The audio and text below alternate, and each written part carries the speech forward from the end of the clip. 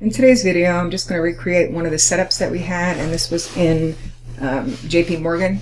I'm doing it on a 78-minute chart because I want to be able to see some of these swings over on the left-hand side, which you cannot see as easily if you do the work on the daily chart. So what I want to start with is comparing swings in the same direction, and I'm going to measure this prior high to low swing and project from the recent high.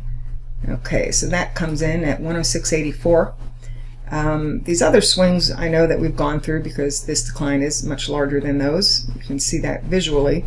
But then there's some swings over here that we're going to work with.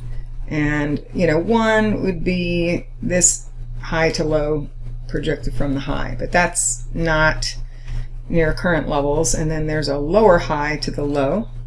Now that we're actually on top of, and if you even take this slightly lower high to the low, you'll see that we're pretty much on top of symmetry support.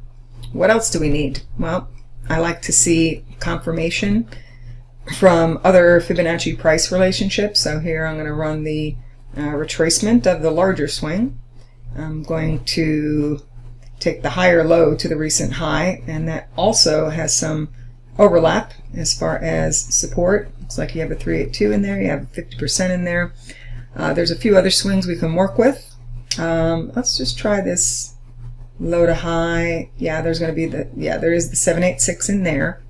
We're going to check this low to high for an extension, and you have an overlapping 1272 extension. Okay, so this is even more than what has shown up on the daily chart. And then we're also going to run the most recent low to high swing, and you can see that there was also the 1272 extension in that cluster.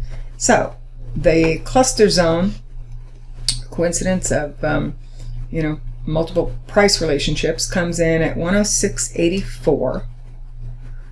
So that's 106.84 to 107. High end of it was 69. Okay.